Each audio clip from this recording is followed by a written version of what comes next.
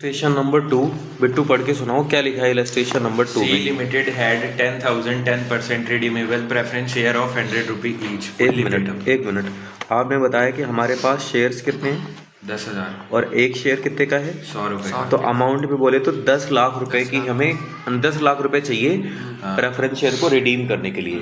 तो या तो ये पैसे CRR से आएंगे या फिर ये पैसे नए शेयर इशू करके आएंगे, है ना। दो ही तरीके से आ सकते हैं ना, या तो CRR बना के आ सकते हैं या फिर नए शेयर इशू करके। आगे लिखा है the company decided to redeem these preference shares at par. Company इन शेयर्स को किस पे रिडीम करने वाली है? पार पे रिडीम करने वाली है by issue of sufficient number of equity share of ₹10 each at a premium of 2 per share as fully paid up. तो ये जो 10 लाख है ना, आप इसको 10 से डिवाइड कर देना तो आपको पता लग जाएगा कि आपको 1 लाख शेयर इशू करने हैं। कितने शेयर इशू करने हैं? 1 लाख। और फिर बोल रहा है you are required to pass journal entries including cash transactions in the books of the company. तो बड़ा आसान हो गया। मतलब हम क्या करेंगे, पहली एंट्री करेंगे bank account debit share capital to equity share capital, bank account debit to equity share capital और to security premium reserve, security premium reserve. आप बता रहे हो कि शेयर 10 का है और प्रीमियम 2 की है, शेयर 10 का है और प्रीमियम 2। फिर आप साथ साथ ये भी बता रहे हो कि शेयर्स हमारे पास कितने हैं? 1 लाख। तो 1 लाख इंटू में 10 कितना होता है? 10 लाख। 10 लाख। 1 लाख इंटू में 2 कितना होता है? 2 लाख। और दोनों मिला के 12 लाख। तो भैया सारा पैसा तो शेयर इशू करने से आ गया। अब तो बस ड्यू करना है और रिडीम करना है, ड्यू करना है और तो ड्यू करने की एंट्री होगी 10% redeemable preference shares account debit, 10% redeemable preference share account redeemable preference share capital account debit to preference share holder. सही बात है। फिर पे करने की एंट्री क्या होगी? Preference share holder account to bank. Pay करने की एंट्री हो जाएगी preference share holder account debit to bank account, preference share holder account debit to bank account. एक बार बताओगे कि टोटल हमारे पास प्रेफरेंस शेयर्स थे कितने? 10 लाख। 10,000 और इनटू में एक प्रेफरेंस शेयर कितने का था? 100 का। तो ये हो जाएगा 10 लाख। कितना हो जाएगा? 10 लाख। और फिर 10 लाख पे भी कर देना है। खत्म हो गया। तो ये तो क्वेश्चन बस 3 एंट्री में खत्म हो गया। कितनी एंट्री में? 3 एंट्री में। सिंपल था क्वेश्चन, है ना। बस आगे चलते हैं, अगले वाले क्वेश्चन पे आते हैं। इलस्ट्रेशन नंबर 5, इलस्ट्रेशन नंबर 5 एक बार नैन्सी पढ़ो। X Limited gives you the following information as at 31st March 2023. ठीक है, 31 मार्च 2023 को बैलेंस शीट गिवन है जिसमें आपको शेयर कैपिटल दिखाई पड़ रही है 2,90,000 की, रिजर्व एंड सरप्लस दिखाई पड़ रहे हैं 48,000 के, ट्रेड पेबल हैं, प्रॉपर्टी प्लांट एंड इक्विपमेंट हैं, इन्वेस्टमेंट्स हैं, कैश एंड कैश इक्विवेलेंट्स हैं। अच्छा, मेरे पास कैश बैलेंस कितना है? 31,000। आगे बोल रहा है the share capital of the company, यहाँ से पढ़ो the share capital. The share capital of the company consists of ₹50 each equity share of 2,25,000 and ₹100 each preference shares of 65,000. एक मिनट, पता है तो इसके ना इसके 2 पार्ट्स हो जाएंगे equity share, sorry share capital के। एक इक्विटी शेयर और दूसरे प्रेफरेंस शेयर। इक्विटी शेयर मेरे पास 2,25,000 के हैं और प्रेफरेंस शेयर मेरे पास 65 के हैं और दोनों प्लस करके 2,90,000 के हैं। दोनों प्लस करके 2,90,000 के हैं। अगर मैं शेयर्स की बात करूं तो इक्विटी शेयर कितने के होंगे? जरा डिवाइड करना, 2,25,000 को 50 से डिवाइड करना, बताना कितने होते हैं। 2,25,000 को 50 से डिवाइड करके बताओ कितने हो रहे हैं? 4.5 कितने? 4500 इक्विटी शेयर्स हैं और प्रेफरेंस शेयर को 65,000 को 100 से डिवाइड करके बताओ कितना आ रहा है? 650। ठीक है, तो ये शेयर्स हमें बता दिए कि कितने का शेयर्स और कितने रुपए के हैं। दोनों मिला के 2,90,000 आ रहे हैं, दोनों मिला के 2,90,000। नीचे पढ़ते हैं, नीचे लिखा हुआ है ये हमने इशू किया था 1 अप्रैल 2021 को। फिर आगे लिखा है रिजर्व एंड सरप्लस, यहाँ से पढ़ना reserve and surplus. Reserve and surplus comprises profit and loss account equally. ये बोल रहा है कि ये जो 48,000 का आपको दिख रहा है ना अमाउंट रिजर्व एंड सरप्लस में, इसमें सिर्फ प्रॉफिट एंड लॉस है, कोई जर्नल रिजर्व नहीं है, कोई SPR नहीं है, कोई CRR नहीं है, कुछ नहीं है, बस एक ही रिजर्व है जिसका नाम क्या है? प्रॉफिट एंड लॉस, यानी कि सरप्लस है बस। आगे चलते हैं, आगे क्या लिखा हुआ है? In order to facilitate the redemption of preference shares at a premium of 10%, the company decided अच्छा, बोल रहा है कि जो प्रेफरेंस शेयर्स हैं उनको 10% प्रीमियम पे रिडीम करना है। जो प्रेफरेंस शेयर्स हैं उनको 10% प्रीमियम पे रिडीम करना है। तो अगर मैं आपसे पूछूं कि मेरे पास 65,000 के प्रेफरेंस शेयर्स हैं, कितने के? 65,000। 65,000 के मेरे पास प्रेफरेंस शेयर्स हैं। मैंने यहाँ पे लिख दिया कि प्रेफरेंस शेयर कैपिटल, सिंपली बात करूँ तो फेस वैल्यू 65,000 की है। 65,000 की है। इसमें मैंने ना ऐड कर लिया करण कि 10% प्रीमियम भी तो है, 10% प्रीमियम ऑन रिडम्पशन। तो इसका 10% ऐड किया तो ये आ गया 6,500। कितना आ गया? 6,500। दोनों मिला के हो गया 71,500। 71 मतलब मुझे 71,500 रुपये चाहिए प्रेफरेंस शेयर्स को रिडीम करने के लिए। 71,500 रुपये चाहिए प्रेफरेंस शेयर्स को रिडीम करने के लिए। आगे चलो, आगे क्या लिखा है? The company decided to sell all the investment for rupees 15,000. 15,000 में सारी इन्वेस्टमेंट बेच दी। आप ऊपर देखो 18,500 की इन्वेस्टमेंट्स थी और 15,000 पे बेची हैं, तो आपको समझ में आ गया होगा नुकसान कितना हुआ। कितना नुकसान हुआ? 3.5 का। तो मैं अगले पेज पर गया और मैंने एंट्री कर दी bank account debit, profit and loss account debit to investments. आपने बताया कि इन्वेस्टमेंट 18,500 की थी, बेचा 15 पे है, तो 3.5 का लॉस हो गया। 3.5 का एक बच्चा कहता है कि भैया जो आपको पिछले पेज में प्रॉफिट एंड लॉस अकाउंट 48,000 का दिख रहा है ना, वो कम हो जाएगा। मैंने कहा कैसे कम हो जाएगा? कहता है एक बात बताओ भैया, हमारे पास 48 का प्रॉफिट एंड लॉस था, नुकसान हो गया 3.5 का। कितना हो गया? 3.5। तो अब बताओ प्रॉफिट एंड लॉस में बैलेंस कितना बचा? मैंने कहा माइनस करो, कितना बचा? 44,500। ये balance in profit and loss account है, balance in profit and loss account. अच्छा, ऐसा मैं क्यों कर रहा हूँ मुझे भी समझ नहीं आ रहा, पर ऐसा लग रहा है कि लॉस माइनस होता है तो माइनस कर लिया है, लॉस माइनस होता है तो माइनस। आगे चलते हैं, आगे पढ़ो Bittu. To finance part of redemption from company fund subject to leaving a bank balance of 12,000। बोल रहा है कि to finance part of redemption from company's fund, company के फंड से करना है, subject to leaving a bank balance of 12,000। Bank balance कितना बचना चाहिए? 12,000 का बचना चाहिए। एक बात बताओ, ये ना 71,500 का जो अमाउंट है, 71,500 का जो अमाउंट है, इसे हमें रिडीम करना है कंपनी के फंड से, जो कंपनी के पास पैसा रखा हुआ है। लेकिन कंपनी के पास कितना पैसा बच जाना चाहिए? 12,000। तो मैं एक काम करता हूँ, इसमें से लेस करता हूँ, लेस बैंक बैलेंस। क्या लेस करता हूँ? Less bank balance. Bank balance मेरे पास वैसे था कितना? 31,000। फिर किसी ने मुझे बताया भैया 31,000 का बैंक बैलेंस था और 15,000 रुपये इन्वेस्टमेंट को सेल करके आ गए। फिर कंपनी का बैलेंस 31 थोड़ी हो जाएगा। मैंने कहा कैसे? कहता 31,000 तो पहले था ना, 15,000 अब बेच कर आ गया, तो फिर कंपनी का बैंक बैलेंस कितना हो गया? 46,000। कितना हो गया? 46,000। समझ गए? तो बच्चा कह रहा है कि भैया आप ये जो कंपनी का जो बैंक बैलेंस लिख रहे हो ना, इसको 31 ना लिख के कितना लिख दो? 46। मैंने कहा 46 लेकिन क्यों लिखना है? तो कहता भैया पैसा आ रहा है ना, तो प्लस होगा। लेकिन 46 आपको यूज नहीं करने, subject to living a bank balance of 12,000। 12,000 छोड़ देने हैं। तो बताओ आप 46 में से कितना नहीं यूज कर सकते? 12,000। तो कितना यूज कर सकते हैं? 34,000। कितना यूज कर सकते हो? 34,000। समझ गए? इतना माइनस कर दो, इतना माइनस कर दो। फिर बाकी के लिए आपको शेयर इशू करना है। लिखा है ना, to issue minimum equity share of ₹50 each to raise the balance of funds required. जो बैलेंस पैसा बचेगा उसके लिए इक्विटी शेयर इशू करना है। जरा माइनस करके बताना कितना? 37,500 आ गया, है ना। ये रिक्वायर्ड फंड है। ये क्या है बोलो? रिक्वायर्ड फंड है। क्लियर हुई बात? हमें कितने फंड्स की रिक्वायरमेंट है? 37,500 की। तो एक काम करते हैं, अगर आपको नंबर ऑफ शेयर्स निकालने हैं, क्या निकालने हैं? Number of shares. तो आप क्या करोगे? 37,500 यानी कि required fund divided by issue price. Required fund divide by issue price कितना है? 50। जरा माइनस कितना आ गया? 750। तो 750 शेयर्स हम इशू करने जा रहे हैं। 750 शेयर्स हम इशू करने जा रहे हैं। शेयर इशू करने की एंट्री क्या होती है? Bank account debit to equity share capital. क्या एंट्री होती है? Bank account debit to equity share capital. तो आओ मैं यहाँ पे एंट्री कर देता हूँ, दूसरी एंट्री कर देता हूँ। ये भैया पेपर में सीधा डायरेक्ट लिख देना शेयर कैपिटल, मतलब वो एप्लीकेशन वाली एंट्री जरूरी है? ना ना ना ना डायरेक्टली कर दो, बैंक अकाउंट डेबिट टू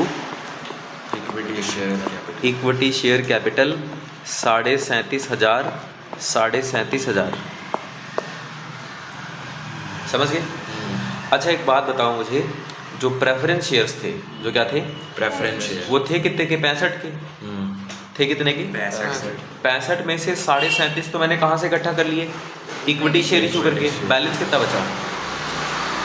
65,000 के हमें रिडीम करने थे, जिसमें से 37,500 मैंने कहाँ से इकट्ठा कर लिया? इक्विटी शेयर इशू करके। अब बताओ कितना बचा? 27,500। इतना का क्या बन जाएगा? CRR। इतने का क्या बन जाएगा? और CRR बनाने की एंट्री क्या होती है? Profit and loss account debit to CRR 27,500। 27,500। कोई बात क्लियर? फिर भैया इसके बाद क्या करना है? देखो हमने सबसे पहले इन्वेस्टमेंट बेची, फिर शेयर इशू कर दिए, फिर CRR बना लिया। अब एक काम करते हैं, ड्यू करते हैं, पे करते हैं। क्या करते हैं? ड्यू करते हैं, पे करते हैं। कितने परसेंट प्रेफरेंस शेयर कैपिटल थे? ये लिखा नहीं है, परसेंटेज नहीं लिखी है, तो बस लिखो preference share capital account debit, premium on reduction account debit to preference share holder to preference share holder. भैया प्रेफरेंस शेयर एक कितने का है? 100 का। उसमें प्रीमियम कितने परसेंट थी? 10%। तो आओ यहाँ पे प्रीमियम लिख दो 10%, तो यहाँ पर हो जाएगा 110। इंटू कर देना है, ये 650 थे, ये 650 थे, ये 650 थे, तो ये आ जाएगा 65,000, ये आ जाएगा 6,500 और ये आ जाएगा 71,500। 71,500। अब रिडीम करना है राजदीप। रिडीम करने की एंट्री क्या होती है? पे करने की एंट्री क्या होती है? Bank account debit. ना ना ना ना, पैसा आ थोड़ी रहा है, जा रहा है। Preference share holder account debit bank account to bank, है ना? Preference share holder account debit to bank. Preference share holder receiver है ना, हम उसको पैसा दे रहे हैं, तो रूल्स होते हैं डेबिट द रिसीवर, इसलिए उसको डेबिट कर रहे हैं। 71,500 71,500। ठीक है, तो सारी एंट्री तो हमने कर दी, पर हम एक बात भूल रहे हैं कि प्रीमियम को रिडीम भी करना होता है।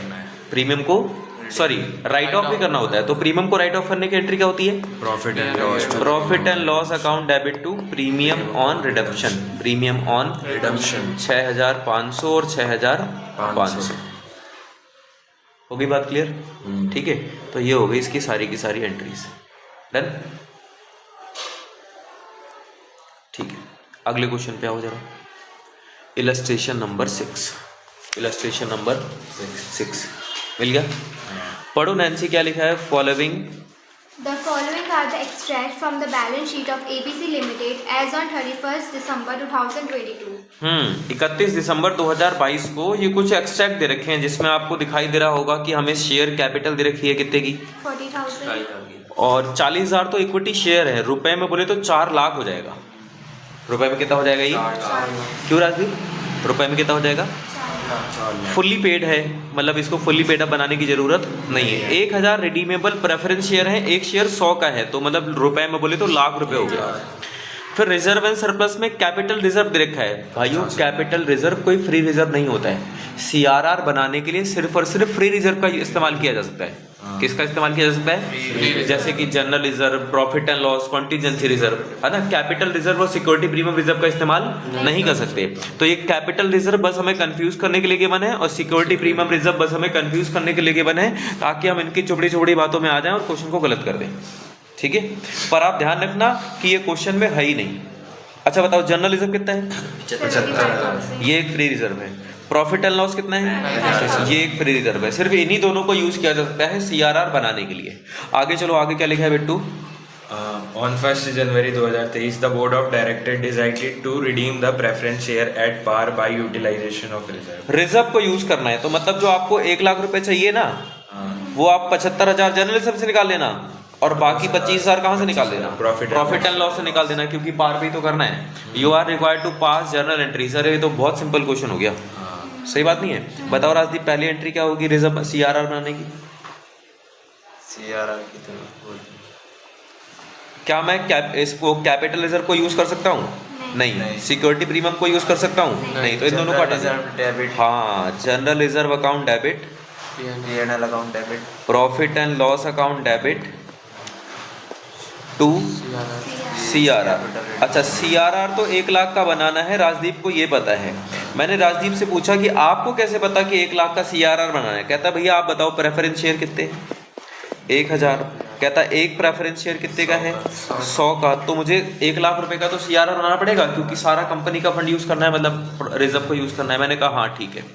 अब बताओ पैसे कैसे निकालने हैं? तो कहता जनरल रिजर्व पूरा उठा लो, 75,000। और बैलेंस कितना बचा? 25,000। वो प्रॉफिट एंड लॉस से उठा लो, बन गया। अब तो बस ड्यू करना है और पे करना है, ड्यू करना है और पे करना है। मैंने कहा राजदीप से चलो बताओ ड्यू करने की एंट्री क्या होगी Rajdeep? CRR debit, preference share capital को ड्यू करने की एंट्री क्या होगी? 10% redeemable preference share capital account debit, premium on redemption. नहीं है ना? इस क्वेश्चन में पार पे रिडीम कर रहे हैं, तो to preference share holder account, फिर preference share holder account debit to bank account. क्यों राजदीप ये एंट्री होगी? ड्यू करना और पे करना। तुमने मुझे लगता है घर पे प्रैक्टिस नहीं करी क्वेश्चंस की, क्योंकि ये बड़े सिंपल क्वेश्चंस हैं।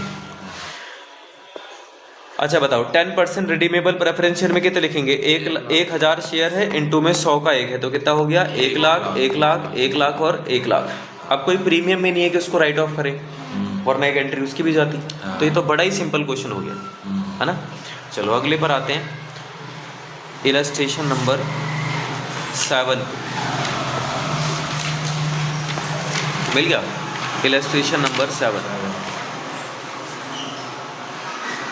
मिला। इलस्ट्रेशन नंबर 7 पढ़ो नैन्सी, क्या लिखा है illustration number? C Limited had 3,000 12% redeemable preference shares of ₹100 each, fully paid up. C limited के पास 3,000 शेयर्स हैं। कितने शेयर्स हैं? 3,000। 12% रिडीमेबल प्रेफरेंस शेयर हैं ऑफ ₹100 ईच। तो अगर मैं आपसे रुपए में पूछूं रुपए में कितना हुआ, तो आप बोलोगे भैया 3,000 शेयर इनटू में 10, तो 3 लाख हो गया। ये कितना हो गया? मतलब 3 लाख रुपए हमें चाहिए। The company had to redeem the shares at 10% premium, यानी कि 30,000 रुपए की प्रीमियम भी हो गई, 30,000 रुपए की premium. It was decided by the company to issue the following, issue the क्या? अच्छा, ये जो 3 लाख है ये 2 तरीके से आ सकते हैं, आपको पता ही है। शेयर इशू, या तो फ्रेश शेयर इशू करके, या फिर CRR बना के। क्यों राजदीप? या तो नए शेयर इशू करके या फिर CRR बना के। तो बताओ कितने हमने शेयर इशू कर दिए? 25,000 शेयर ऑफ ₹10 ईच। तो ये हो जाएगा 2,50,000। कितना हो जाएगा? 2,50,000। अब बताओ फिर बचा कितना? 50,000। उसके लिए क्या बनाना पड़ेगा? CRR। लेकिन इसने तो डिबेंचर भी इशू कर दिए 1,000। कितने डिबेंचर इशू कर दिए? तो 1,000 डिबेंचर इशू कर दिए, तो CRR तो 50 का ही बनाना था। लेकिन हमारे पास तो 1 लाख डिबेंचर आ गए। तो अब CRR बनाना है कि नहीं बनाना है? बनाना है। क्यों? डिबेंचर थोड़ी ना होते हैं भैया। कैपिटल को कैपिटल से रिप्लेस करना है, लोन से नहीं। डिबेंचर एक लोन है, डिबेंचर एक इसलिए इसको बस इशू करने की कर तो देनी है। एक क्वेश्चन है कंफ्यूज करने के लिए हमें दे रखा है, सो दैट कि हम देखें और इसकी चुपड़ी चुपड़ी बातों में आ जाएं और डिबेंचर को मान लें और फिर CRR ना बनाएं। ऐसा हमें करना नहीं है। तो CRR तो 50 का ही बनेगा। CRR कितने का बनेगा? 50 का। चलो अच्छी बात है। फिर आगे क्या लिखा है नैन्सी? नीचे पढ़ो। Issue was, The issue was fully subscribed and all amounts were received in full. The payment was duly made. The company has sufficient profit. Show general entries in the books of the company. मतलब ये कह रहा है कि आप profit की tension मत लेना कि रिजर्व कहाँ से बनाएंगे, कुछ दे तो रखा नहीं है। तो कह रहा है कंपनी के पास सफिशिएंट प्रॉफिट है, आपको जो चाहिए वो कर लो, जो चाहिए वो कर लो। हमने कहा ठीक है भाई, हम तो पहले शेयर इशू करेंगे। हम तो पहले क्या करेंगे? शेयर इशू करेंगे। तो जरा बताना क्या बोलते हैं राजदीप, जब शेयर इशू करेंगे तो क्या एंट्री होगी? Bank account debit equity share capital to equity share capital और to capital to security premium है। कैप CRR नहीं ना, CRR तो अगली एंट्री होने का। ये तो बस पार पे इशू कर रहे हैं। 25,000 शेयर है, एक शेयर 10 का है, तो बोले तो 2.5 लाख हो गया। कितना हो गया? 2.5 लाख। भैया इसके तुरंत बाद आप बना लेना CRR। मैंने कहा चलो CRR बनाने की एंट्री बता दो Rajdeep. Capital redemption reserve, profit and loss account debit to CRR, to CRR। Profit and loss account debit to CRR कितना के CRR है 50,000 50,000, क्योंकि 2.5 लाख के वो कर दिए तो 50,000 ही हो, है ना। फिर इसके बाद तो ड्यू करना है और 10% प्रीमियम पे ड्यू करना है, 12% रिडीमेबल प्रेफरेंस शेयर्स हैं, तो एंट्री होगी 12% preference share account, redeemable preference share capital account debit, premium on reduction account debit to preference share holder, preference share, और फिर इसको पे कर देना। तो पे करने की एंट्री क्या होगी, preference share holder account debit to bank account. बोलो राजदीप, बात समझ में आई?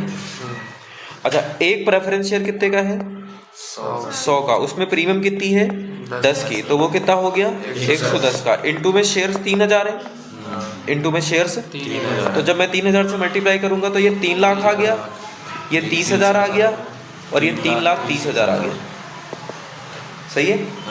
और फिर पे करेंगे तो कितना हो जाएगा 3,30,000 और 3,30,000, है ना। अगर आपको याद हो तो जो हमने बीकॉम वाली बुक से क्वेश्चन किए थे, हमने प्रेफरेंस शेयर और बोनस शेयर खत्म तो वहीं कर लिया है, खत्म तो वहीं कर लिया है। यहाँ तो बस ये है कि चलो एक बार ICAI वाले क्वेश्चन देख लेते हैं, कहीं कुछ अलग ना हो, और आपको समझ में आ रहा है कि वो फिर भी थोड़े मुश्किल थे, ये तो बहुत आसान है। जब हम जैसे कैलकुलेट करेंगे ना टोटल अमाउंट, हाँ। पिछले वाले क्वेश्चन में हमने जो 71,500 था, इसमें तो 6,500 प्रीमियम की ऐड, अच्छा, ठीक है। इसमें हमने क्यों उस नहीं पिछले बार वाला ना वो बैंक बैलेंस से बात कर रहा था कि बैंक बैलेंस से कंपेयर करना है कि बैंक बैलेंस छोड़ना है, किसमें छोड़ना है, लेकिन जब वो रिजर्व वगैरह से बात करेगा तो फिर फेस वैल्यू की बातचीत करेंगे, ठीक है ना। वो पिछले बार बैंक बैलेंस से कंपेयर कर रहा था। आगे चलते हैं। खैर भैया, हमने यहाँ पर ड्यू किया और पे कर दिया, ड्यू किया और अब ये मत भूलो कि प्रीमियम को राइट ऑफ करना होता है, और प्रीमियम को राइट ऑफ करने की एंट्री होगी profit and loss account debit to redemption account, premium on redemption, कितना 30,000।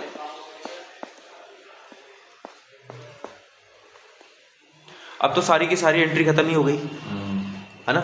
शेयर इशू कर दिया, CRR बना दिया, ड्यू किया, पे किया और प्रीमियम को रिडीम कर दिया। लेकिन इसने डिबेंचर भी तो इशू करने के लिए बोले हैं, क्या इशू करने के लिए बोले? तो डिबेंचर इशू करने की हो जाएगी bank account debit to 14% debenture account, bank account debit to 14% debenture. आओ यहाँ पे लास्ट में एंट्री कर दो, bank account debit to 14% debenture account. आप बोल रहे हो कि 1,000 डिबेंचर है और एक डिबेंचर 100 का है, तो 1 लाख रुपए हो गए। कितने हो गए? 1 लाख। लेकिन ये एंट्री बस हमें कंफ्यूज करने के लिए गिवन थी, सो दैट कि हम CRR बनाते हुए घबरा जाएं और CRR गलत बनाते या बनाए ही ना, ठीक है। तो खत्म हो गया ये वाला क्वेश्चन। अब आते हैं जरा क्वेश्चन नंबर 8 पे, सॉरी मतलब इलस्ट्रेशन नंबर 8 पे। इलस्ट्रेशन नंबर 8 मिला? बिट्टू एक बार पढ़ के सुनाओ क्या लिखा है। The capital structure of a company consists of 20,000 equity shares of 10 rupee each fully paid up। ठीक है, कंपनी के पास इक्विटी शेयर कितने हैं? 20,000। और एक शेयर कितने का है? 10 का। फुल्ली पेड अप है, मतलब ठीक है, अच्छी बात है। 2 लाख के इक्विटी शेयर है, 1,000 प्रेफरेंस शेयर है, एक शेयर 100 का है, ये भी फुल्ली पेड अप है, मतलब 1 लाख रुपए के प्रेफरेंस शेयर्स हैं। 1 लाख रुपए के प्रेफरेंस शेयर। मैं यहाँ पे लिख लेता हूँ कि भैया 1 लाख रुपए की प्रेफरेंस शेयर कैपिटल है, 1 लाख रुपए की प्रेफरेंस शेयर कैपिटल है। चलो आगे बढ़ो। Undistributed undistributed reserve and surplus stood as general reserve 80,000, profit and loss 20,000, investment allowance reserve out of which 5,000 not free for distribution as dividend. एक मिनट, जनरल रिजर्व तो free reserve है, तो इसको तो हम यूज कर सकते हैं। प्रॉफिट एंड लॉस भी फ्री रिजर्व है, इसको भी यूज कर सकते हैं। इन्वेस्टमेंट अलाउंस रिजर्व हमने जीवन में पहली बार सुना, और हमें समझ नहीं आ रहा कि ये फ्री रिजर्व है या नहीं है, या स्पेशल पर्पस के लिए बना है। फ्री रिजर्व या स्पेशल पर्पस के लिए है। तो क्वेश्चन ने ना हमें सोचने का मौका नहीं दिया, उसने खुद ही हिंट दे दिया, अगर हम पढ़ पाए तो। उसने बोला investment allowance reserve out of which 5,000 not free for distribution as dividend. Investment allowance reserve है कितना? 10,000। उसमें से 5,000 फ्री नहीं है। इसका मतलब आप दूसरा मतलब समझे कि 5,000 फ्री है, 5,000 फ्री है, समझ गए? तो इसने हमें खुद ही हिंट दे दिया। और सिक्योरिटी प्रीमियम रिजर्व ये तो बस हमें पागल बनाने के लिए दे रखा है, ताकि हम कोई नया कदम उठाएं और ये हमें रंगे हाथों पकड़ ले, ठीक है ना। तो इसका कोई मतलब नहीं है। आगे चलते हैं। कैश एट बैंक कितना दे रखा है? 98,000 98,000 का कैश एट बैंक है। Preference shares are to be redeemed at a premium of 10%। For the purpose of redemption the directors are empowered to make fresh issue of equity shares at par by utilizing the undistributed reserve and surplus subject to the conditions that a sum of 20,000 shall be retained in general reserve which should not be utilized. इतनी बड़ी बड़ी लाइनें पढ़ के ना दिमाग कई बार चक्कर खो जाए। 2-4 क्वेश्चन करके आओ तो और ज़्यादा चक्कर आते रहते हैं। तो इस क्वेश्चन में करना क्या है, पहले आपको ये पता लगाना है कि हमारे पास टोटल फ्री रिजर्व कितने हैं। हमारे पास टोटल फ्री रिजर्व, तो मैंने यहाँ पे लिखा जनरल रिजर्व। क्या लिखा? General reserve. बताओ जनरल रिजर्व कितना है? 80,000। 60,000 बोलना, क्योंकि इसने बोला ना subject to the condition that are some of 20,000 shall be retained in general reserve. 20,000 general reserve में रखा रहना चाहिए। तो अगर 80 का जनरल रिजर्व है हमारे पास और उसमें से 20 रखने भी हैं तो फ्री कितना है? 60,000 है ना। प्रॉफिट एंड लॉस तो पूरा ही फ्री है। कितना? 20,000। इन्वेस्टमेंट अलाउंस रिजर्व कितने हैं? 5,000। 5,000। कोई बोलेगा 5 कैसे? तो उसने बोला भाई 10 थे, 10 में से 5 फ्री नहीं है, तो इसका दूसरा मतलब 5 फ्री है। 5 फ्री हैं। एसपीआर तो मैं यूज कर नहीं सकता, तो बस आउट टोटल फ्री रिजर्व का पता लग गया। टोटल फ्री रिजर्व कितना हो गया? 85,000। 85,000। अच्छा, जो प्रेफरेंस शेयर है उनको पार पे रिडीम करना है या प्रीमियम पे? Premium. Preference shares are to be redeemed, अगर आप देख पाओ, preference shares are to be redeemed at a premium of 10%। At a premium of 10%। तो मैंने एक काम किया, प्रेफरेंस शेयर 1 लाख के थे ना, प्रेफरेंस शेयर कितने के थे? 1 लाख। 1 लाख के। मैंने इसमें से माइनस कर दिया, minus premium on redemption, minus premium on redemption. 1 lakh का 10%, 1 लाख का 10,000। कितना आ गया? 10,000। तो मतलब जो मेरे पास फ्री रिजर्व है वैसे तो 85 है, पर 85 में से 10,000 तो कहाँ चले जाएंगे? Premium issue. प्रीमियम को राइट ऑफ करने में, प्रीमियम को राइट ऑफ करने में। तो फिर मैं यूज कितना कर सकता हूँ? 75,000 यूज कर सकता हूँ CRR बनाने के लिए। ये समझ लो मैंने CRR का अमाउंट निकाल लिया। CRR to be created, CRR to be. क्यों भैया, आपको कैसे पता ये CRR का अमाउंट है? आपको कैसे पता कि ये CRR का अमाउंट है? चलो पढ़ते हैं। यहाँ पे लिखा है the directors are empowered to make fresh issue at par after utilising undistributed profits and reserve. After utilising है कि बिफोर? तो इसका मतलब आपको सारे प्रॉफिट यूज करने के बाद जाना है शेयर्स पे। तो सारे प्रॉफिट हम यूज करेंगे तो हम मैक्सिमम कितना CRR बना सकते हैं? 75,000। ठीक है, तो एक काम करूँ, आज पहले CRR बनाने की एंट्री कर दूँ। अच्छा एक बात बताओ, प्रेफरेंस शेयर कैपिटल कितनी है मेरी? 1 लाख। क्या मैं सही कह रहा हूँ? उसमें से मैं CRR कितना बनाऊंगा? 75,000। तो फ्रेश इशू कितने करूंगा? 25,000 के। और एक शेयर कितने का है? 10 का। एक शेयर कितने का है? 10 का है। और इसने बोला है पार पे इशू करना है कि प्रीमियम पे? पार पे इशू करना है। तो मतलब 2500 शेयर्स हो जाएंगे। 2500 शेयर्स एट द रेट 10। तो अगले पेज पे करता हूँ, यहाँ पे थोड़ा एकदम कंजेस्टेड हो रहा है, अगले पेज पे करते हैं बढ़िया से। CRR बनाने की एंट्री बताना। General reserve account debit. एक minute. General reserve account debit. Profit and loss account debit. Investment allowance reserve account debit. 2 CRR है ना? 2 CRR। जनरल रिजर्व कितना? 60,000। प्रॉफिट एंड लॉस कितना? 9 10,000 बोलना है। कितना बोलना है? 10,000। और ये हो जाएगा 5,000 और ये कितना हो जाएगा? 75,000। अब कोई बच्चा बोलेगा भैया ये क्या बात है यार, प्रॉफिट एंड लॉस तो 20 का था। तो आप बोलना कि देखो प्रॉफिट एंड लॉस 20 का था नो डाउट, पर 10,000 प्रीमियम और रिडम्पशन भी तो राइट ऑफ करनी है। 10,000 प्रीमियम और रिडम्पशन भी तो राइट ऑफ। तो फिर प्रॉफिट एंड लॉस में बैलेंस कितना बचा? 10,000 है ना। लेकिन बच्चा पूछता है कि भैया क्या हम ये जो प्रीमियम और रिडम्पशन है वो जनरल रिजर्व से राइट ऑफ नहीं कर सकते हैं? कर सकते हैं, कोई दिक्कत वाली बात नहीं है। पर मैंने प्रॉफिट एंड लॉस का चुनाव किया क्योंकि ज़्यादातर मैं उसी से करता हूँ। तो अपने आप को कंफ्यूज क्यों करना? बाकी आप जनरल रिजर्व से कर दोगे तो क्वेश्चन गलत नहीं हो जाएगा। ठीक है, तो हमने CRR बना लिया। अब नए शेयर इशू करते हैं। नए शेयर इशू करने की एंट्री होगी bank account debit to equity share capital. Bank account debit to equity share capital. आप बता रहे हो कि 2500 शेयर हैं और एक शेयर 10 का है, तो 25,000 हो गया। हाँ। अब तो बस ड्यू करना है, पे करना है।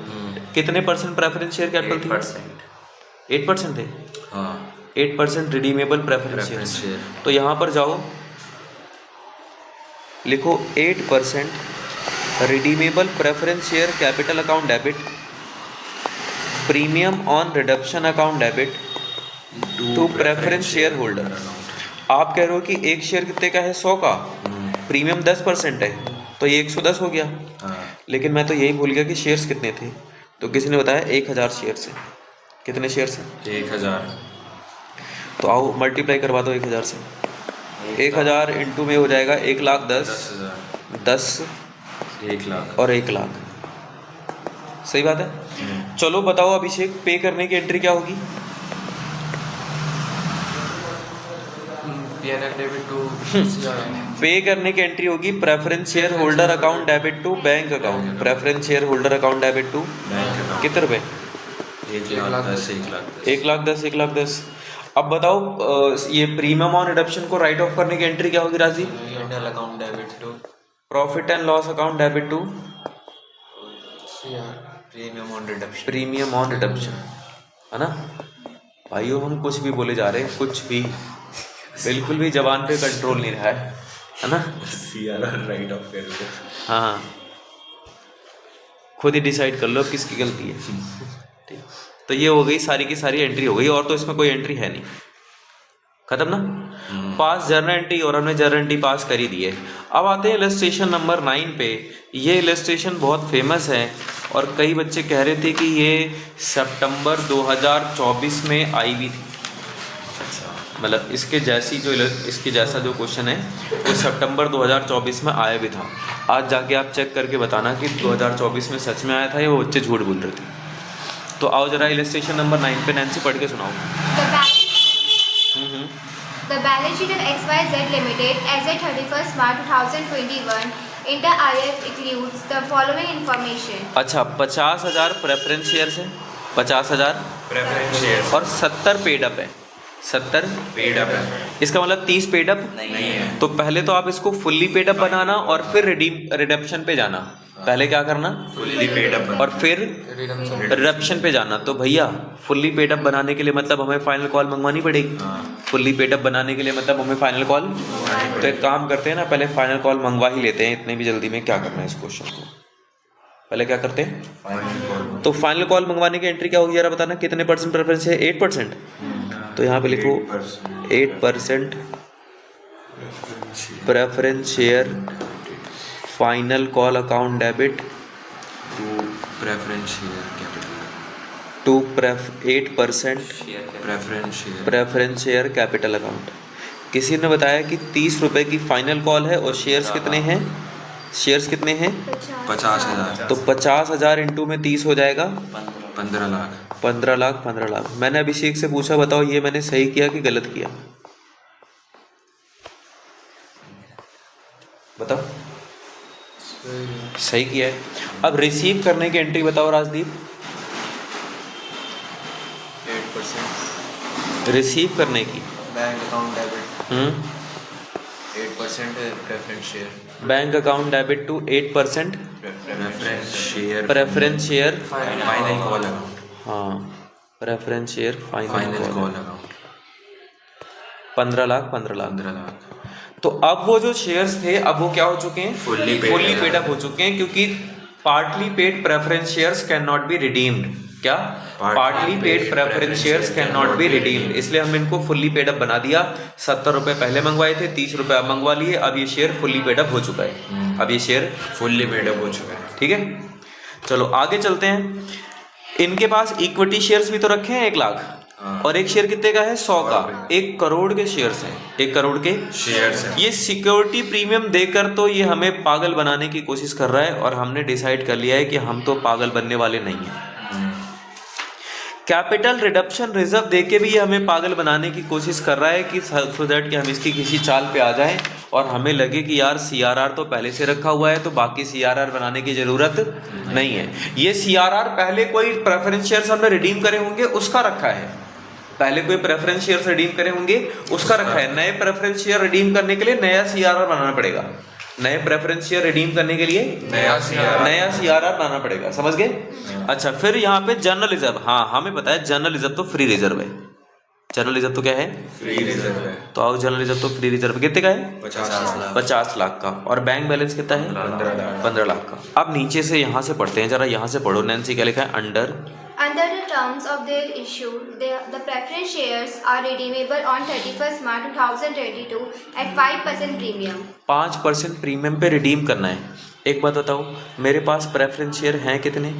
50,000। एक प्रेफरेंस शेयर कितने का है? 100 का। मतलब रुपए में बात करें तो 50 लाख। हाँ। ये तो कैपिटल है ना। प्रीमियम ऑन रिडक्शन भी तो है। प्रीमियम ऑन रिडक्शन कितना परसेंट है? 5%। तो आप 50 लाख का 5% सीधा बता दो, 2.5 लाख आ गया। कितना आ गया? 2.5 लाख। तो हमें सीधा बोलूँ तो 52.5 लाख रुपए चाहिए प्रेफरेंस शेयर को रिडीम करने के लिए। प्रेफरेंस शेयर को रिडीम करने के लिए बस मैंने ऐसे बना के रख लिया। क्यों बनाया मुझे समझ नहीं आ रहा, बस बना के रख लिया है। आगे बढ़ते हैं Nancy. In order to finance the redemption, the company makes a right issue of 50,000 equity shares of ₹100 each at rupees 110 per share, 20 being payable on application, 35 include premium allotment, and the balance was 1st January 2023. अच्छा, एक बात बताओ, मुझे जो preference shares redeem करने हैं वो कब करने हैं? 31 मार्च 2022 को। कब करने हैं? 31 मार्च 2022। 31 मार्च 2022। डेट दिखाई दे रहा है आपको? मुझे प्रेफरेंस शेयर कब इशू करने हैं? सॉरी, रिडीम करने हैं 31 मार्च 2022 को। इसने बोला है कि balance on 1 January 2023। Balance on 1 जनवरी 2023। इसने ये बोला कि दो पहले के जो कॉल है उनके पैसे तक हमें मिल जाएगा, उसके बाद नहीं मिलेगा। ना, इसने ये बोला है in order to finance the redemption, company makes right issue of 50,000 equity share of ₹100 each at 110 20 रुपए एप्लीकेशन पे आ रहे हैं, 35 रुपए अलॉटमेंट पर आ रहे हैं जिसमें प्रीमियम भी है, और बैलेंस आ रहा है 1 जनवरी को।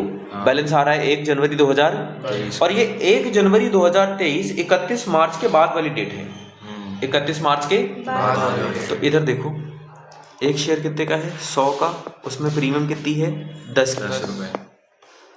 20 रुपए कहाँ पर आ रहे हैं? एप्लीकेशन पे। और 35 कहाँ पर आ रहे हैं? अलॉटमेंट पे। तो 55, ये लास्ट की कॉल बच जाएगी 55 की, सब मिला के 110 हो गए। अब आपको ध्यान रखना है, इसमें 25 रुपए की कैपिटल है और 10 रुपए की प्रीमियम है। 25 की कैपिटल है और 10 रुपए की प्रीमियम। ये वाली कॉल तो अभी आने वाली है नहीं, लेकिन ये दोनों कॉल तो आ रही है। ये दोनों कॉल तो आ रही है। तो एक काम करो, 20 + 25 मतलब सिर्फ कैपिटल वाला पार्ट है, प्रीमियम वाला नहीं, सिर्फ कौन सा वाला? 20 + 25 कितना हो गया? 45। मतलब एक शेयर पे, क्या बोला मैंने? एक शेयर कितना रुपए मेरे पास आ रहा है? 45। लेकिन मैंने कितने शेयर इशू करे हैं? 50,000 इक्विटी शेयर इशू करें। कितने शेयर इशू करें? 50। तो 45 इंटू में 50,000 जरा करके बताओ कितना आ रहा है? 22.5 आ रहा है क्या? सही है। कितना आ रहा है? 22.5। तो वो जो ऊपर मैंने लिखा था ना कि मुझे कैपिटल चाहिए, उसमें से फ्रेश शेयर इशू करके कितना पैसा आ रहा है? 22.5 लाख। क्यों राजदीप? फ्रेश शेयर इशू करके कितना पैसा आ रहा है? 22.5। तो बताओ सीआरआर कितने का बनेगा? 50 लाख में से 22.5 माइनस कर दो, 27 लाख। 27,50,000। 27,50,000। तो इस क्वेश्चन से आपको एक बात क्लियर होनी चाहिए कि शेयर की फेस वैल्यू क्या है उससे डिपेंड नहीं करता, अब तक कितना पैसा आया उससे डिपेंड करता है।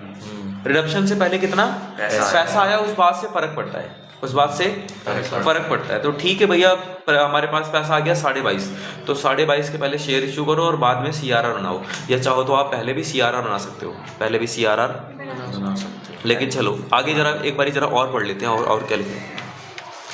The issue was fully subscribed and allotment was made on 1 मार्च 2022। देखो 1 मार्च 2022 का मतलब हो गया 31 मार्च 2022 से पहले ये सब हो रहा है। The money due on allotment was received by 31 March 2022, मतलब मार्च से पहले हमें मिल गया। Preference shares were redeemed after fulfilling necessary conditions of section 5 of company act 2013। वही सेक्शन 55 का मतलब हो गया कि या तो कैपिटल से रिडीम कर सकते हो या फिर सीआरआर बना के, या तो कैपिटल से रिडीम कर सकते हो या फिर सीआरआर बना के। ठीक है, फिर आगे you are asked to pass the necessary entry। तो बड़ा सिंपल क्वेश्चन हो गया यार, बड़ा सिंपल क्वेश्चन हो गया। इधर आओ, हमने पहले वो फुली पेड बना लिया था। अब एक काम करते हैं, पहले सीआरआर बना लेते हैं। क्या बना लेते हैं? सीआरआर बनाने के पहले एक्टिविटी फैक्टर कोई भी दिक्कत नहीं है, पहले आप सीआरआर बनाओ या इशू कर दो, सब कुछ चलता है। ठीक है, तो हमने सीआरआर बना लिया, profit and loss account debit to CRR, profit and loss account debit to CRR. वैसे आप अपना एक फ्लो बना लेना कि पहले सीआरआर बनाओगे या फिर पहले प्रेफरेंस वो शेयर इशू करोगे, पहले सीआरआर बनाओगे या पहले, और जो फ्लो बना लेना उसी से चलते रहना। ये मैं आगे पीछे इसलिए कर रहा हूँ क्योंकि मान लो आप पेपर में गए और आपने मान लो पहले सीआरआर की एंट्री कर दी, बाद में शेयर इशू करने की एंट्री कर दी, तो ये मत समझना वो गलत है, वो भी सही है। वो भी क्या है, तो किसी भी ऑर्डर में हो सकता है। बुक वाला हो सकता है सीआरआर सब कुछ करने के बाद बनाए, सब कुछ करने के, तो आप कहीं भी एंट्री करना बस कर देना, कहीं भी एंट्री करना बस क्या कर देना, कर देना। तो हमने पहले सीआरआर बना लिया। अब एक काम करते हैं, नए शेयर इशू करते हैं। क्या करते हैं? नए शेयर इशू करने की एंट्री क्या होगी? Bank account debit to equity share application. Reserve का यूज़ नहीं होगा, जनरल रिजर्व। जनरल रिजर्व था क्या? हाँ वही और रे भैया प्रॉफिट एंड लॉस तो था ही नहीं, प्रॉफिट एंड लॉस तो मेरे मुंह से निकल गई गलती से। मुझे लिखना चाहिए था general reserve account debit to CRR, general reserve account debit to चलता है। चलो अब आगे चलते हैं जरा। तो फिर हमें नए शेयर इशू करने हैं। नए शेयर इशू करने की एंट्री होगी bank account debit to equity share ना इक्विटी शेयर एप्लीकेशन अकाउंट। अब की बार शेयर लमसम बेसिस पे नहीं है, इंस्टॉलमेंट बेसिस पे है। और फिर एंट्री करना equity share application account debit to equity share capital, equity share capital account.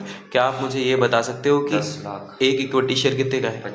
20 रुपए का, 20 रुपए का एक इक्विटी शेयर कितने का है? 20 का। इंटू में 50,000 10 लाख कितना हो जाएगा? 10 lakh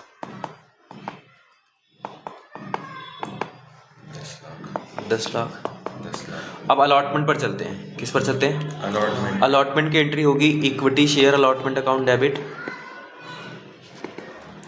to equity share capital और टू सिक्योरिटी प्रीमियम रिजर्व। 35 रुपए की अलॉटमेंट है जिसमें से 25 की कैपिटल है और 10 की प्रीमियम है। 10 की प्रीमियम मल्टीप्लाई कर देंगे 50,000 शेयर्स।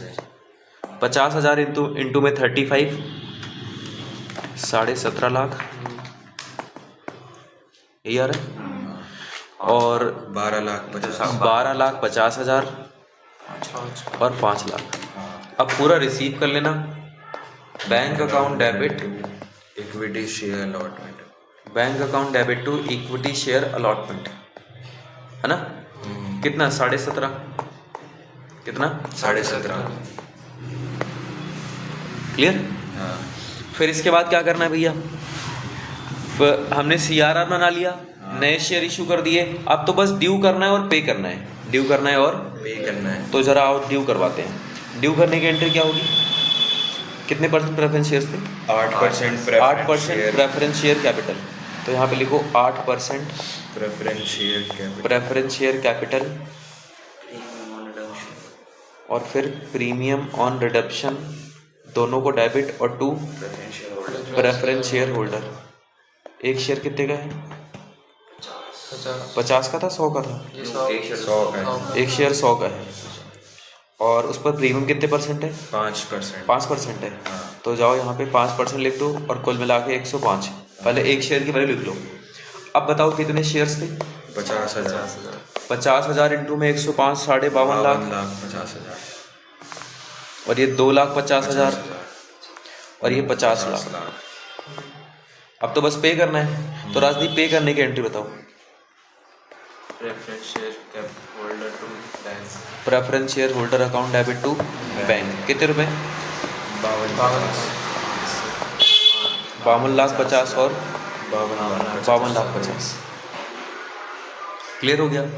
अब एक काम करते हैं, प्रीमियम को राइट ऑफ कर देते हैं, और प्रीमियम को राइट ऑफ करने की एंट्री होगी जनरल रिजर्व अकाउंट डेबिट, क्योंकि इस क्वेश्चन में प्रॉफिट एंड लॉस है ही नहीं, इस क्वेश्चन में सिर्फ क्या है, जनरल रिजर्व। तो general reserve account debit to premium on redemption, premium on redemption 2.5 lakh और 2.5 लाख,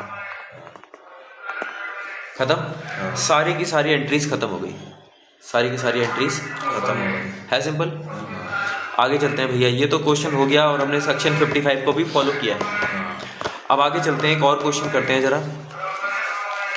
ये इलस्ट्रेशन नंबर 10, इलस्ट्रेशन नंबर 10 आओ जरा, इलस्ट्रेशन नंबर 10 पे आओ, पढ़ के सुनाओ नैन्सी, क्या लिखा है। With the help of the details in illustration 9 above and further assuming that the preference shareholders holding 2000 share fails to make the payment for the final call. अभी आप इलस्ट्रेशन नंबर 9 करके आए हो, आपको वहाँ पता था कि आपके पास कितने शेयर्स थे 50,000 और पेड अप वैल्यू क्या थी 70। इसका मतलब कितनी पेड अप वैल्यू नहीं थी 30। तो ये आपको मंगवाने थे 30 रुपए आपको। तो ये कह रहा है जब आपने फाइनल कॉल मंगवाई, जब आपने final call, share holder holding 2000 share, share holder जिनके पास 2000 शेयर थे, fail to make the final payment, fail to make the payment on final call.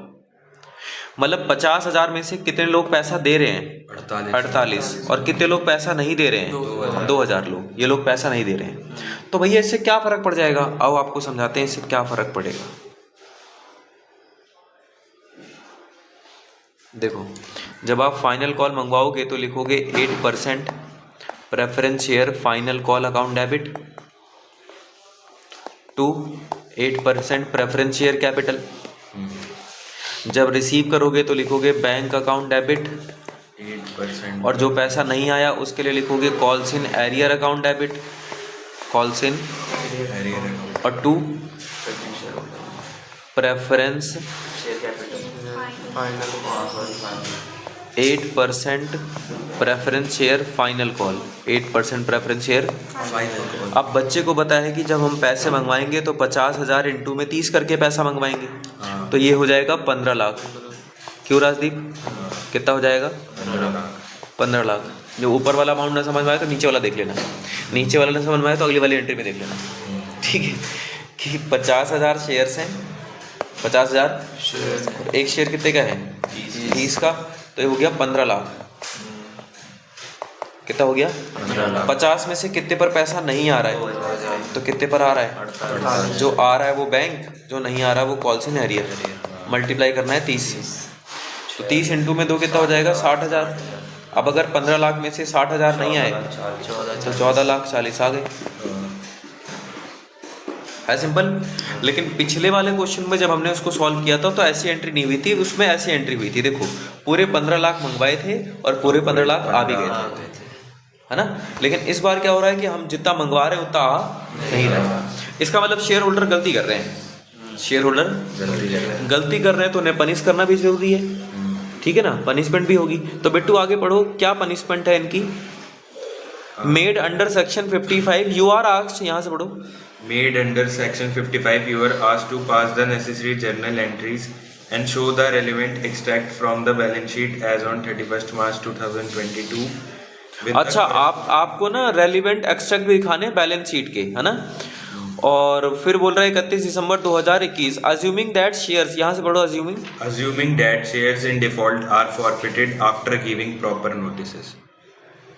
हमने उनको नोटिस दिया होगा, उन्होंने पैसा नहीं भेजा, ये लोगों ने 2000 शेयर होल्डर ने पैसा नहीं भेजा ना, इनके घर नोटिस भेजा होगा कि भाई पैसा दे दो वरना तुम्हारे शेयर्स क्या हो जाएंगे, जब्त हो जाएंगे। और उधर से रिप्लाई आता है नहीं दे रहा, उधर से रिप्लाई आता है। अब वो पैसा नहीं दे रहा तो हम क्या करेंगे, शेयर्स को जब्त करेंगे। फॉरफिट करना मतलब मालिक बनाना कि मालिक से हटाना, मालिक से हटाना। तो आपको होता है शेयर मालिक बनाते हुए शेयर कैपिटल क्रेडिट होती है, मालिक बनाते हुए शेयर कैपिटल, लेकिन हटाते हुए शेयर कैपिटल डेबिट हो जाएगी। तो एंट्री कर देना 8% preference share capital account debit to share forfeiture account, to share और 2 calls in arrear, 2 calls in. Share कितने का है 100 का, कितने आ गए 70 आ गए। कितने नहीं आए? 30। इधर देखो शेयर कितने का है? 100 का 100 का। कितने आ गए? 70 कितने नहीं आए? 30 जो नहीं आए वो कॉल्सिन एरियर, हाँ जो नहीं आए वो कॉल्सिन। एरियर सारे शेयर्स को जब्त करेंगे या 48,000 को? 2000 2000 को। जो गलती कर रहे हैं, कितने गलती कर रहे हैं? 2000। तो 2000 इंटू में 100 2 लाख 2 लाख, 2000 इंटू में 70 60,000 1,40,000 1,40,000 और 2 लाख इंटू में 30 60,000 60,000। समझ गए? तो बताओ हमने कितना रुपया मंगवाया था, 2 लाख कितना आ गया, 1,40,000 कितना नहीं आया, 60,000 तो फायदा कितना हुआ इस क्वेश्चन में? 1,40,000 1,40,000 जो आ गया, जो आ गया। अब आपको पता है शेयर्स को फॉरफिट करने के बाद शेयर्स को रीइशू भी करते हैं। शेयर्स को फॉरफिट करने के बाद शेयर्स को, पर इन शेयर्स को रीइशू नहीं करेंगे। इन शेयर्स को रीइशू नहीं करेंगे। क्यों? इन शेयर्स को रीइशू करना है कि नहीं करना? नहीं करना। क्यों नहीं करना? क्वेश्चन में नहीं। क्योंकि भैया क्वेश्चन ये प्रेफरेंस शेयर्स हैं, इनको तो हम रिडीम करने ही जा रहे थे। इनको तो हम रिडीम, तो इनको अब रीइशू क्यों करेंगे? हम तो इनसे छुट्टी पाना चाहते थे और अच्छा हुआ इन्होंने पैसा नहीं दिया, हमने इनको जब्त कर लिया, तो अब छुट्टी मिल गई। अब दोबारा क्यों खामखा मुसीबत लेनी है? तो इनको रीइशू करना है कि नहीं करना है? नहीं करना है। ठीक है, तो ये जो फायदा हुआ है ना, इस फायदे का बना दो कैपिटल रिजर्व। क्या बना दो? Capital reserve. और कैपिटल रिजर्व बनाने की एंट्री होगी share forfeiture account debit to capital reserve. क्या एंट्री होगी? शेयर फॉर फ्यूचर अकाउंट में कैपिटल 140 1,40,000 140। समझ गए? देखो इसने गलती करी, हमने शेयर जब्त किया और जो फायदा था उसको कहाँ पहुँचा दिया? Capital reserve. कहाँ पहुँचा दिया? Capital reserve. हो गई क्लियर बात? हाँ ठीक है भैया। आगे और भी कुछ है क्या? आगे बढ़ो, आगे क्या लिखा है? खत्म, आगे नहीं। और तो कुछ नहीं है। बाकी क्वेश्चन क्या है? सेम है। बाकी क्वेश्चन मतलब उतने ही शेयर्स इशू करने हैं, उतना ही सब कुछ करना है, बाकी सब कुछ सेम है। तो इधर आओ, उतने ही शेयर्स। एक बात बताओ, मेरे पास प्रेफरेंस शेयर्स कितने हैं? 50 बोलो। 50,000 प्रेफरेंस शेयर्स कितने हैं? 50,000 50,000। तो मुझे 50,000 इंटू में 100 करके पैसा चाहिए या 50,000 इंटू में 70 करके पैसा चाहिए? 48 कर लीजिए। हाँ, शेयर्स थे 50,000 और उनमें से 2 तो मैंने जब्त कर लिए। मतलब 2 अब मालिक हैं या मालिक नहीं है? नहीं 2 अब मालिक नहीं। तो अब मालिक हैं कितने? 48 तो जो मालिक है उन्हीं का तो पैसा वापस करना है। हाँ समझ गया ना? लेकिन भैया आपने पिछले वाले क्वेश्चन में तो पूरे 50,000 को मालिक माना था, उसमें दे रहे क्योंकि उसमें हमने किसी को जब्त नहीं किया था। इस बारी फिर आप ऐसा क्यों कर रहे हो? क्योंकि इस बार मैंने 2,000 जब्त कर लिए हैं, मतलब 2,000 को मालिक से हटा दिया है। हाँ तो 48,000 बचे हैं। तो यहाँ लिखो 48,000 इंटू में 100, बोले तो 48 लाख। कितना? 48 लाख। देखो बिट्टू, ये बताओ इसका पैसा या तो फ्रेश इशू से आता है हाँ या तो CRR से आता है ना? फ्रेश इशू आपको पता है वो 20 रुपए और 25 रुपए, वैसे थी तो 35 की, पर उसमें 10 प्रीमियम थी। प्रीमियम को हटा दो, 20 और 25 यानी कि 45 रुपए एक शेयर पे आ रहा है। और इंटू में शेयर्स कितने थे? 50,000। तो ये कितना हो गया था? 22.5। अब तो उसमें करेंगे ना, क्या? 48 का भी करेंगे ना इंटू, अभी 50 का करेंगे।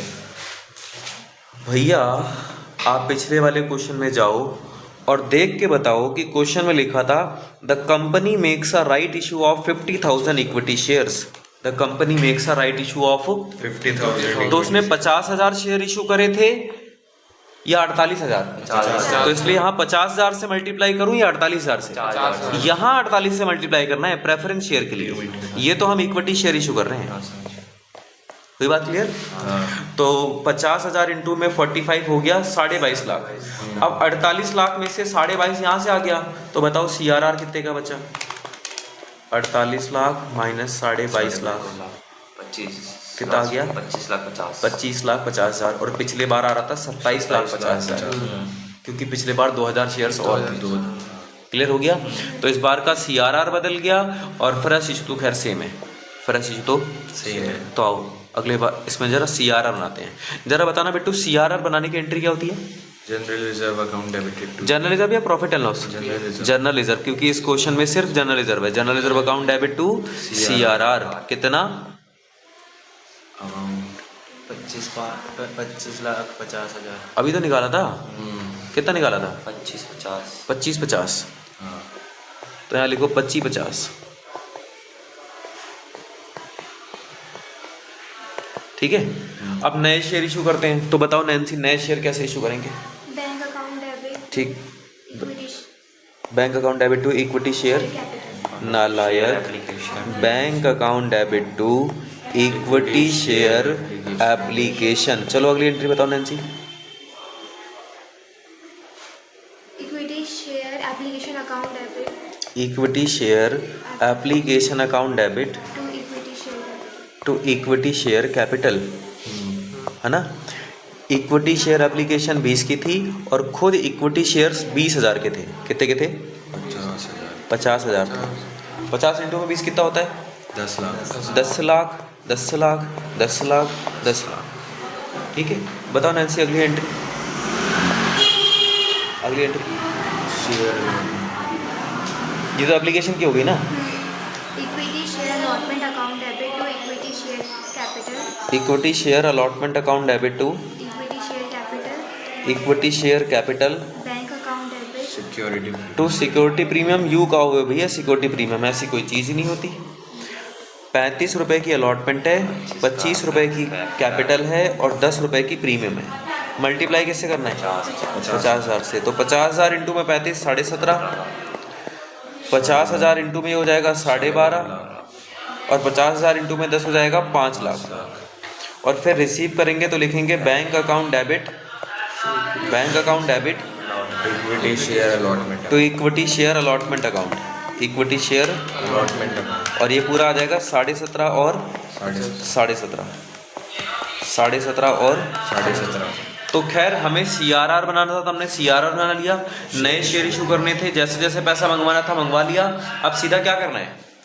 ड्यू करना है और पे करना है। ड्यू करना है और क्या आप मुझे बता सकते हो ये कितने परसेंट प्रेफरेंस शेयर्स हैं? 8%। 8% पक्का?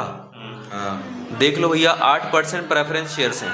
8%। प्रेफरेंस तो आओ यहाँ पे 8% प्रेफरेंस शेयर लिखवा दो। लिखेंगे 8% preference share capital account debit, premium on reduction account debit to preference share holder, preference share.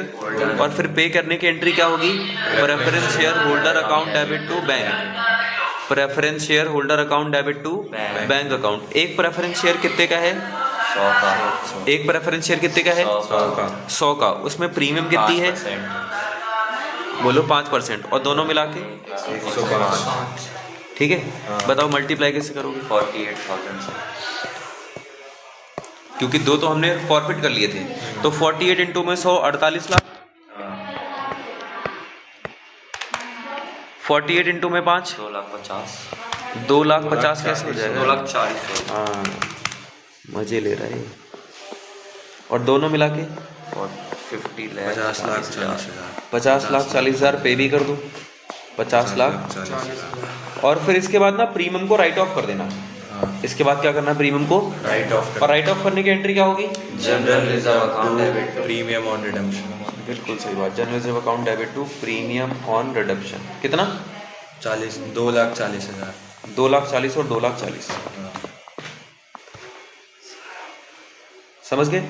तो CRR बन गया, नए शेयर्स इशू हो गए, ड्यू किया, पे किया और प्रीमियम को राइट ऑफ कर लिया। और इससे पहले जो बात हुई थी कि भाई हमने फाइनल कॉल मंगवाई थी, एक बंदे ने नहीं दी तो कॉल सिनेरियर हो गया, फिर हमने जब्त किया और जो फायदा हुआ उसको कैपिटलिज्म में ट्रांसफर कर दिया, है ना। पूरा का पूरा शेयर क्या क्वेश्चन क्या हो चुका है? खत्म। लेकिन इसने हमसे एक चीज और पूछी है, बोल रहा है एंड शो, यहां से पढ़ो, and show relevant extract from balance sheet as on 31 March 2022 with corresponding figures as on 31 December 2021। आपको एक बैलेंस शीट भी बना के दिखानी है। क्या बना के दिखानी है? आओ जरा बना लेते हैं बैलेंस शीट। आने क्या ही जा रहा है भाई, उसमें तो कोई बैलेंस शीट वैसे गिवन नहीं थी।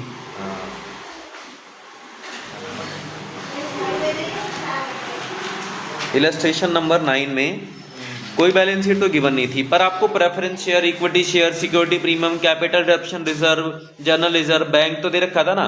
तो बस ऐसे सब कुछ जो है वो बना के दिखा देना है, ठीक है ना। जो जो चीज़ें दे रखी हैं वो बना के दिखा देना। फॉर्मेट वॉर्मेट नहीं बनाना। यहाँ पे आओ,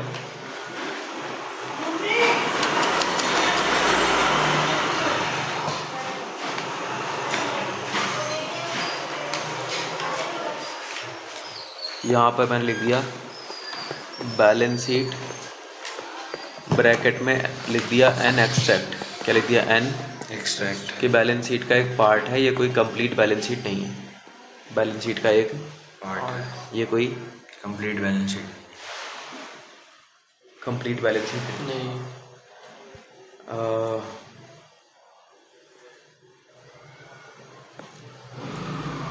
सबसे पहले क्या लिखते हैं? पर्टिकुलर्स, फिर नोट नंबर, फिर रुपीस, फिर यहाँ पे लिखना। अच्छा, यहाँ पे डेट भी लिखनी पड़ेगी, एज एट 31 मार्च 2022। ठीक है, सबसे पहले लिखेंगे equity and liabilities, equity and liabilities, और उसमें भी सबसे पहले लिखेंगे शेयर होल्डर फंड। उसमें भी दो चीज़ें होती हैं, शेयर कैपिटल और reserve and surplus. Share capital और रिजर्व एंड सरप्लस। और इसने लायबिलिटी साइड का तो कुछ बता नहीं रखा था। ठीक है, तो बस यहीं पर क्लोज कर देंगे। बाकी आगे बनाते हैं नोट्स टू अकाउंट। बाकी नीचे क्या बनाते हैं? Notes to account. Notes to account में ऑथराइज शेयर होते हैं, इशूड शेयर होते हैं, है ना, ऑथराइज शेयर होते हैं, और पर वो सब यहाँ पे दे नहीं रखे हैं, वो सब यहाँ पे दे नहीं रखे। अच्छा, यहाँ दे क्या रखे थे? इलस्ट्रेशन नंबर 9 पे चल के बस ये बता दो कि यहाँ पे कौन कौन से शेयर्स गिवन थे। भैया सबसे पहले प्रेफरेंस शेयर्स थे, तो वो तो अब रिडीम हो चुके हैं, उनकी तो कोई बात ही नहीं होगी। उसके बाद इक्विटी शेयर्स थे। कितने शेयर्स थे? 1 लाख। अब हो जाएंगे 1.5 लाख। तो भैया यहाँ पे ला के लिखो 1 lakh equity share of rupees 100 रुपये ऑफ रुपीज़ 100 ईच। हाँ 1 lakh equity share of rupees 100 each. और इसमें लिख देते हैं fully called up, fully called up, है ना। तो 1 लाख ये कितना हो गया? 1 करोड़। कितना हो गया? 1 करोड़। और उसके बाद लिखेंगे 50,000 equity share of rupees 100 each, rupees 100 each, rupees 45 called up. जो नए वाले शेयर्स थे उन पर हमने सिर्फ कितने रुपए मंगवाए? 45। अरे नहीं भैया, 45 नहीं, 55 है। मैंने कहा कैसे? कहता 20 रुपए की क्या है एप्लीकेशन और 35 रुपए की क्या है अलॉटमेंट। अरे मैंने कहा झूठ बोल रहे हो तुम।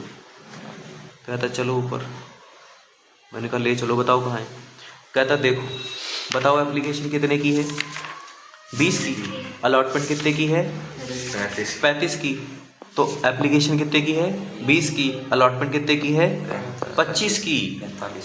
क्योंकि उसमें 35 में 10 रुपये तो प्रीमियम है ना, 35 में से 10 रुपये तो प्रीमियम की बातचीत नहीं करनी है, इसलिए मैं यहाँ पर 45 बोल रहा हूँ, 55 नहीं बोल रहा। ठीक है, तो करो जरा, ये कितना हो जाएगा? 22.5। हटा दिया आपने? क्या ये देखो ना, प्रीमियम 20 और 35 दोनों मिला के 55 होते हैं, पर मैंने प्रीमियम हटा के सीधा ही कितना लिखा था? 45 है ना। खेलो दिमाग से।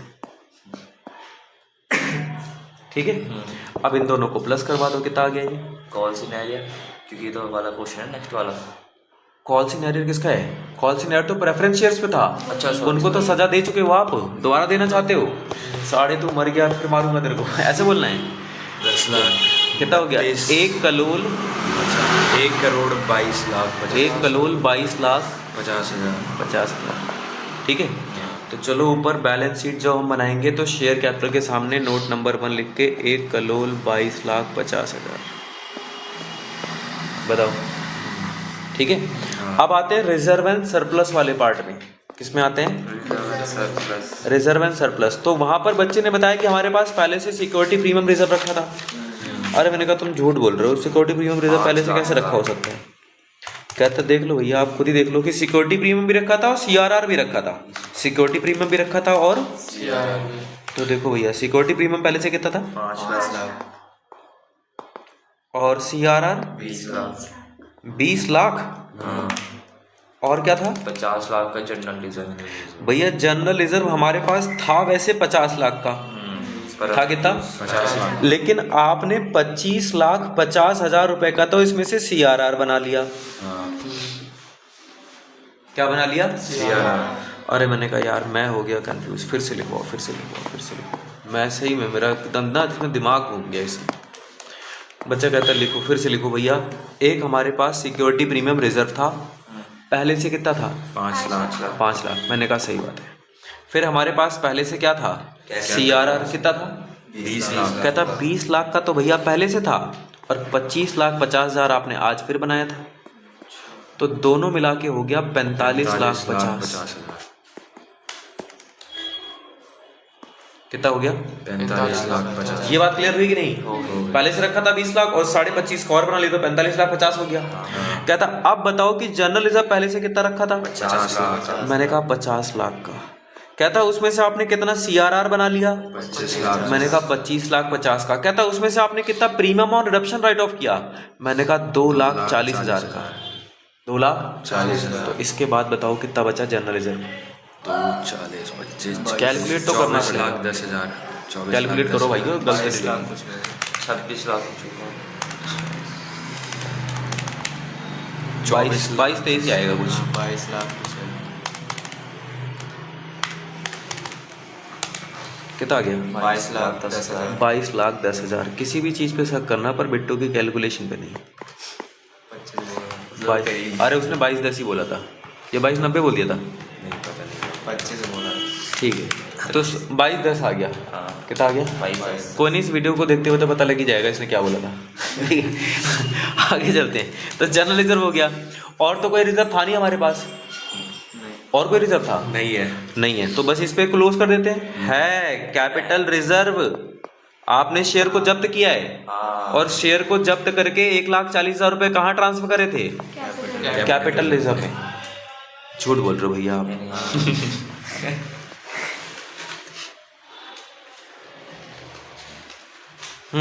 ये देखो है, तो यहाँ पर जाके लिख लिया। अब इन सबको प्लस करवाओ, अब इसके बाद कोई भी रिजर्व नहीं है।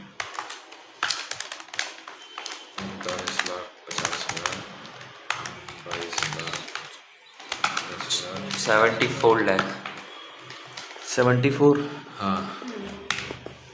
ऊपर रिजर्व एंड सरप्लस के सामने नोट नंबर 2 74 लाख पूरा कर देंगे, और टोटल करने की जरूरत नहीं है, क्योंकि बैलेंस शीट का एक पार्ट है, भी मैच होने वाली थोड़ी है, एक्सट्रैक्ट है।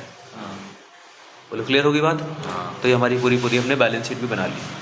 ठीक है, अब आपके सामने एक चुनौती ये है कि आप मेरे को प्रैक्टिकल का क्वेश्चन नंबर 1 करके दिखा दो।